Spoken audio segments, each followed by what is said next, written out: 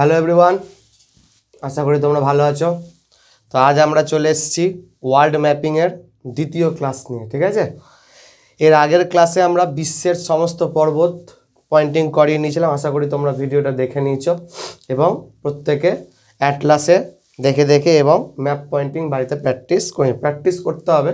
2-3 বার যদি তোমরা ওটাকে দেখে দেখে তৈরি করো, পয়েন্ট করো, তাহলে আশা করি মাথায় থেকে যাবে আর কোনোদিনও ভুলার কোনো প্রশ্ন আসবে না। ঠিক আছে, আচ্ছা, এর আগের দিনের পয়েন্টিংয়ে আমার একটা জিনিস আমার মিস্টেক হয়েছিল, সেটা হলো অস্ট্রেলিয়ার নিচে আমরা জানি নিউজিল্যান্ড আছে। ঠিক আছে, এখানে একটা পর্বত আমরা বলিনি, আমি ভুলে গেছিলাম বলতে।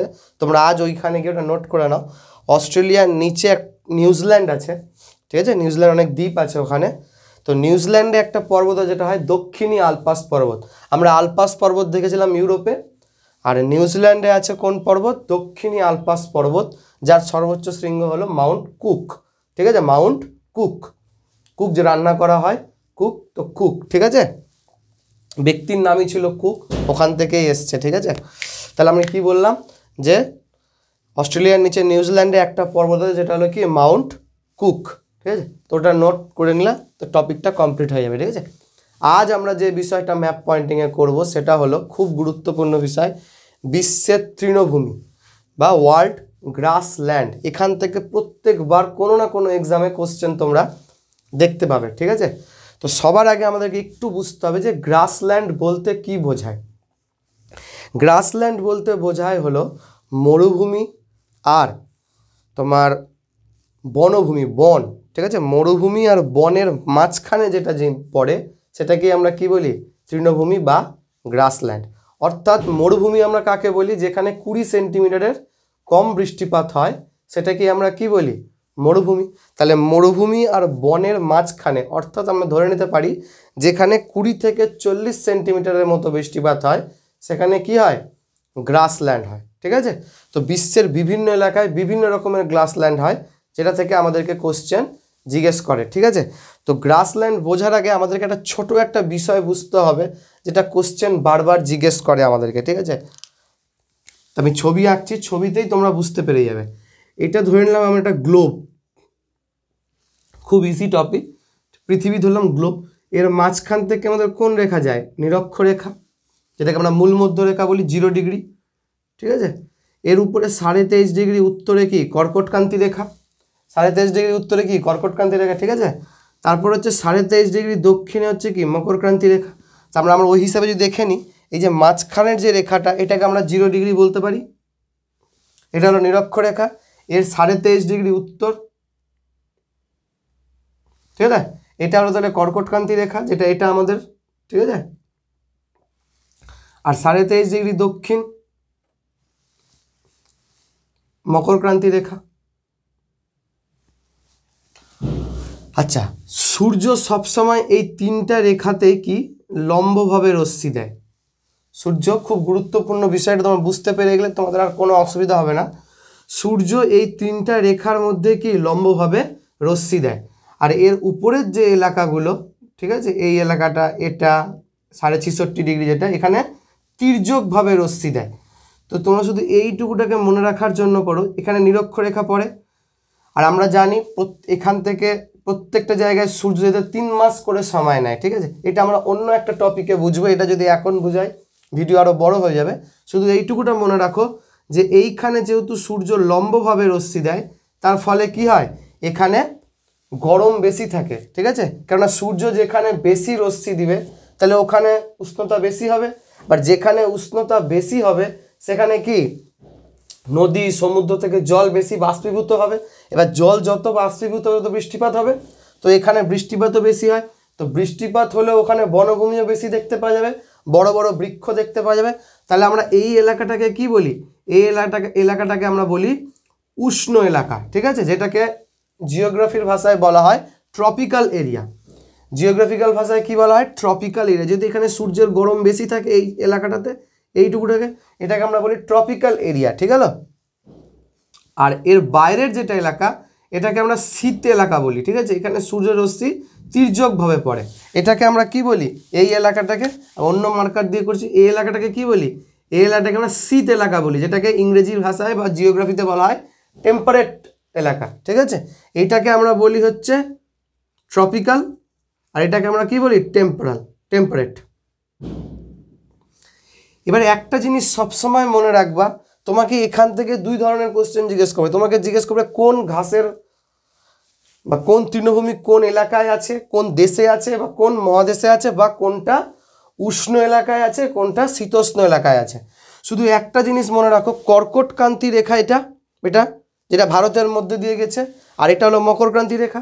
কর্কটক্রান্তি রেখার উত্তরে আর মকরক্রান্তি রেখার দক্ষিণে যেগুলো আছে সব কি শীতোষ্ণ বা টেম্পারেট, আর কর্কটক্রান্তি রেখা আর মকরক্রান্তি রেখার মাঝখানে যেগুলো সব কি এগুলো হচ্ছে সব উষ্ণ এলাকা। আর উষ্ণ এলাকার ঘাস কি হবে? উষ্ণ এলাকার ঘাস হবে যে ঘাসের মধ্যে বড় বড় বৃক্ষ দেখতে পাওয়া যাবে, যেহেতু ওখানে বৃষ্টিপাত বেশি হয়। কিন্তু শীতোষ্ণ এলাকার যে ঘাস হবে ওখানে ঘাস আকৃতিতে ছোট হবে এবং ঘাস মোলায়েম হবে। যেগুলো শীতোষ্ণ এলাকা আছে ওখানে ঘাস কি হবে? মোলায়েম হবে, নরম হবে। তো চলো আমরা আশা করি টপিকটা তোমরা বুঝতে পেরে গেছো। এবার আমরা প্রত্যেকটা জায়গা থেকে দেখা স্টার্ট করবো যে কোথায় কি ঘাসের মাঠ আছে। তাহলে চলো আমরা নর্থ আমেরিকাতে দেখি। নর্থ আমেরিকাতে কি আছে খুবই গুরুত্বপূর্ণ। নর্থ আমেরিকার ক্ষেত্রে আমি কি বললাম, এটা কর্কটক্রান্তি রেখা 23.5। তাহলে এর উপরে যেটা আছে সেটাই কি হবে? শীতোষ্ণ। তাহলে এটা আমেরিকা, নর্থ আমেরিকা মহাদেশ, এটা কি আমেরিকা। এখানে একটা ঘাসের মাঠ আমরা দেখতে পাই এই এলাকাটাতে, ধরে নিলাম আমরা, এটাকে বলা হচ্ছে প্রেরি। এটাকে কি বলা হয়? প্রেরি। লিখা খুব অসুবিধা হবে, ঘুরে লিখতে তুমি বলে দিলাম। এখানে কোন উত্তর আমেরিকাতে কোন ঘাসের মাঠ দেখতে পাওয়া যায়? প্রেরি। হয়ে গেল, এখানে একটাই মনে রাখতে হবে। আচ্ছা, আর একটা জিনিস মনে রাখবা, উপরে আমরা জানি কানাডা। উপরে কি কানাডা। তো কানাডা কি এখানে প্রচণ্ড ঠান্ডা, আমি দেখতে পাচ্ছি উপরের দিকে যত যাবে ঠান্ডা হবে। সূর্য এখানে আলো তির্যকভাবে দেয়। তো এখানে যে ঘাসের দেখতে ঘাস তো একদম পুরো ভালোভাবে দেখতে পাওয়া যায় না, কিছু অল্প অল্প দেখতে পাওয়া যায়। এটাকে বলা হয় তুন্দ্রা বা ট্যাগা। তুন্দ্রা বা ট্যাগা। তাহলে আমরা মনে রাখবো এটাকে কি বলা হয়? তুন্দ্রা বা ট্যাগা। আর এখানে যেটা দেখতে পাওয়া যায় সেটা হলো প্রেরি। এবার আমরা নেমে যাব কোথায়? দক্ষিণ আমেরিকা মহাদেশে। খুব গুরুত্বপূর্ণ, ভালো করে দেখো, এখানে অনেকগুলো আছে। দক্ষিণ আমেরিকা মহাদেশে প্রথমে এবার এর ভিতরে যেগুলো পড়বে সেগুলো কি সব উষ্ণ এলাকা, যেটাকে আমরা ট্রপিক্যাল এরিয়া বলি। তো এখানে কি কি আছে ভালো করে দেখো। সবার আগে এখানে তোমরা যদি ম্যাপ থাকে তুমি দেখবে এখানে তোমার ভেনেজুয়েলার কলম্বিয়া বলে দেশ পড়ে। ভালো করে দেখবা, অ্যাটলাস বা ম্যাপ নিয়ে তোমাদের সবাইকে বসতে হবে, নাহলে কিন্তু খুব মুশকিল। এখানে আমি কি বলছি? ভেনেজুয়েলা, বা আমরা কি দেখতে, ভেনেজুয়েলা আর একটা দেশ আছে কলম্বিয়া, ওর মাঝখানে একটা তৃণভূমি দেখতে পাওয়া যায়, যেটাকে আমরা কি নাম বলতে পারি? যেটাকে আমরা বলতে পারি সেলভাস। খুব গুরুত্বপূর্ণ, আমি বারবার বলছি। সরি, সেলভাস না, এটা লানোস আছে। সেলভাস এখানে পড়বে, আমি মিস্টেক হয়ে গেল, চেঞ্জ করে নিও একটু। যেখানে কি বললাম আমি? ভেনেজুয়েলা আর কলম্বিয়ার মধ্যে কোন তৃণভূমি দেখতে পাওয়া যায়? এখানে যে তৃণভূমিটা দেখতে পাওয়া যায় সেটার নাম হলো লানোস, ঠিক আছে। আর লানোস কার মধ্যে পড়ছে? উষ্ণ এলাকার মধ্যে। আর কোন মহাদেশে? দক্ষিণ আমেরিকাতে, ঠিক আছে। এবার আমরা জানি এখানে ব্রাজিল আছে পুরোটা, আর ব্রাজিলের মধ্যে দিয়ে আমরা নিরক্ষরেখাও যায়, আমরা বৃষ্টিপাত প্রচুর হয়। এখানে অ্যামাজন অববাহিকা আছে, আমরা জানি বিশ্বের সব থেকে চওড়া নদী কি? অ্যামাজন। তো অ্যামাজন অববাহিকা, অ্যামাজন বেসিনও আছে ওখানে। তোর আশেপাশে গহন অরণ্য দেখতে পাওয়া যায়, ঘাসের তৃণভূমি, অরণ্য সব দেখতে পাওয়া যায়, ঠিক আছে। ওটাকে আমরা সেলভাস বলি। ওটাকে আমরা কি বলি? সেলভাস। খুব গুরুত্বপূর্ণ। তাহলে আমরা দক্ষিণ আমেরিকায় দুটো দেখলাম। কি কি? প্রথমে দেখলাম ভেনেজুয়েলা, আর হচ্ছে কি কলম্বিয়া, মধ্যে আছে হচ্ছে লানোস, ঠিক আছে। এখানে ব্রাজিলের মধ্যে আমরা কি দেখতে পাই? ব্রাজিলের মধ্যে আমরা দেখতে পাই সেলভাস তৃণভূমি। কোন কি তৃণভূমি? সেলভাস তৃণভূমি হলো। এবার আমরা দেখতে পাই হচ্ছে নিচে আরও কিছু কিছু, ব্রাজিলের ঠিক নিচের দিকে আমরা জানি ব্রাজিলের নিচে কি আছে? প্যারাগুয়ে আছে, উরুগুয়ে আছে। এখানে ওর আশেপাশে কিছু তৃণভূমি দেখতে পাওয়া যায়, ঠিক আছে। যেটাকে আমরা কি নাম দেবো? একটার নাম হচ্ছে কাটিঙ্গাস, একটার নাম হচ্ছে কি তোমরা নোট করে নাও, ব্রাজিলের নিচের দিকে যেটা প্যারাগুয়ে উরুগুয়ের ওখানে, এইখানে কি কি আছে? এখানে আছে হচ্ছে কাটিঙ্গাস, ঠিক আছে। কাটিঙ্গাস আছে, তারপর তোমার আছে ক্যাম্পোস। কাটিঙ্গাস আছে, আর কি আছে? আর আছে হচ্ছে ক্যাম্পোস। খুব গুরুত্বপূর্ণ, ভালো করে বলছি, মনে রাখবা। কাটিঙ্গাস আছে, আর কি আছে? ক্যাম্পোস আছে। তাহলে আমরা এখানে 4টা দেখে নিলাম। এখানে কি কি দেখলাম? প্রথমে লানোস, তারপরে এখানে দেখলাম সেলভাস, তারপরে এখানে দেখলাম কাটিঙ্গাস, আর নিচে কি দেখলাম? ক্যাম্পোস। খুব গুরুত্বপূর্ণ। এগুলো সব কার মধ্যে পড়ে যাচ্ছে? এগুলো সব উষ্ণর মধ্যে পড়ে গেল, ঠিক আছে। ঠিক এবার এইখানে নিচে আর্জেন্টিনা, এখানে চিলি আছে, এটা ব্রাজিল। এখানে ঠিক একটা এরকমভাবে একটা লম্বাভাবে একটা তৃণভূমি দেখতে পাওয়া যায় লম্বা অঞ্চলে। তার মানে এখানে লম্বাতে আমরা কি দেখতে পাই? অর্ধেক হচ্ছে উষ্ণ এলাকার মধ্যে, অর্ধেক হচ্ছে কি শীত এলাকার মধ্যে দেখতে পাই। এর নিচে কি? এটা মকরক্রান্তি রেখা, 23.5 সাউথ এটা। তাহলে এর নিচেই আমরা কি বলেছিলাম আগেই? এর নিচ থেকে যেটা শুরু হবে সেটা হচ্ছে শীতোষ্ণ। তো এখানে হাফ কি শীত এলাকার মধ্যে আর হাফ কি উষ্ণ এলাকার মধ্যে। তো এটার নাম হচ্ছে গ্র্যান্ড চ্যাকো। এর নামটা কি? এর নাম হলো গ্র্যান্ড চ্যাকো। এটা কোন কোন দেশের মধ্যে দেখতে পাওয়া যায়? কিছুটা অংশ ব্রাজিলে আছে, কিছুটা আর্জেন্টিনা, প্যারাগুয়ে, উরুগুয়ে, কিছুটা চিলির মধ্যে আছে, ঠিক আছে। এই দেশের আইডিয়াগুলো তোমাকে রাখতে হবে, কারণ তোমাকে হট করে দিয়ে দিবে, তোমার আইডিয়াতে করতে হবে যে এখানে কী কী দেশ আছে। ব্রাজিল আছে, আর্জেন্টিনা আছে, প্যারাগুয়ে আছে, উরুগুয়ে আছে, আর চিলি আছে। তোমাকে এক্স্যাক্ট ওই দেশটা, আর যদি কোনো মহাদেশ বলে তাহলে দক্ষিণ আমেরিকা, ঠিক আছে। তাহলে এটা হয়ে গেল। এবার নিচের দিকে একবারে আর্জেন্টিনার মধ্যে এখানে আছে পম্পাস। এখানে কি আছে? পম্পাস। তাহলে দেখো দক্ষিণ আমেরিকায় আমরা অনেক টিয়ে পড়লাম। কি কি পড়লাম? প্রথমে আমরা পড়লাম লানোস, তারপর আমরা দেখলাম সেলভাস, তারপর আমরা দেখলাম কাটিঙ্গাস, তারপর আমরা দেখলাম কি? তারপর আমরা দেখলাম হচ্ছে ক্যাম্পোস, তারপর এদিকে দেখলাম আমরা গ্র্যান্ড চ্যাকো, তারপর আমরা এখানে কি দেখলাম?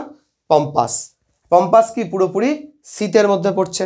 প্রেরিও এখানে আমরা দেখলাম শীতের মধ্যে পড়ছে, ঠিক আছে। এদিককার ঘাস আমাদের কমপ্লিট হয়ে গেল। এবার আমরা এদিকে আসবো। এদিকে আমরা আফ্রিকাতে দেখবো আগে, ঠিক আছে। আফ্রিকাতে খুবই গুরুত্বপূর্ণ।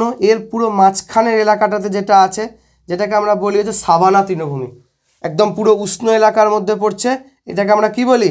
এটাকে আমরা বলি হচ্ছে সাভানা তৃণভূমি। এটাকে আমরা কি বলি? সাভানা তৃণভূমি। কোশ্চেন জিজ্ঞেস করবে তোমাকে, সাভানা তৃণভূমি কোথায় দেখতে পাওয়া যায়? পুরো আফ্রিকা মহাদেশে দেখতে পাওয়া যায়। উষ্ণ না শীতোষ্ণ? উষ্ণ, ঠিক আছে। এবার আমরা আর একটু নিচে নামছি, মানে শীতোষ্ণর দিকে। এইখানটাতে মকরক্রান্তি রেখার নিচে এখানে আছে হচ্ছে বেল্ট। এখানে কোন তৃণভূমি পাওয়া যায়? এটা বেল্ট। আফ্রিকাতে ব্যাস এই দুটোই মনে রাখতে হবে। আফ্রিকাতে কি মনে রাখতে হবে? দুটাই, একটা হচ্ছে সাভানা এটা, আর এটা কি বেল্ট। এখানে যেরকম অনেকগুলো ছিল, এখানে আফ্রিকা মহাদেশে দুই ধরনের তৃণভূমি। মাঝখানেরটা কি উষ্ণতে আমরা দেখবো সাভানা, আর নিচে দেখবো কি বেল্ট, ঠিক আছে। আচ্ছা, আরেকটা জিনিস আমি বললাম যেখানে মিস হয়েছে, যে পম্পাস দেখতে পেলা কি না? পম্পাস হচ্ছে মোলায়ম তৃণভূমি। হ্যাঁ, এখানে একটা ঘাস পাওয়া যায় যার নাম হচ্ছে আলফা আলফা। কোশ্চেন জিজ্ঞেস করবে তোমাকে যে আলফা আলফা ঘাস কোন তৃণভূমিতে পাওয়া যায়? পম্পাসে পাওয়া যায়, ঠিক আছে। মোলায়েম আছে, কারণ আগেই বলেছিলাম নরম কোথায় হবে? শীতোষ্ণতে নরম হবে, ঠিক আছে। তাহলে আফ্রিকাও আমাদের হয়ে গেল। এবার আমরা অস্ট্রেলিয়াতে দেখবো। এবার আমরা কোথায় দেখবো? অস্ট্রেলিয়াতে। অস্ট্রেলিয়াতেও মকরক্রান্তি রেখার ঠিক নিচে এইখানটাতে, এখানটাতে একটা তৃণভূমি দেখতে পাওয়া যায়, যেটাকে আমরা কি বলি? ডাউন্স। এটাকে আমরা কি নাম দিই? ডাউন্স।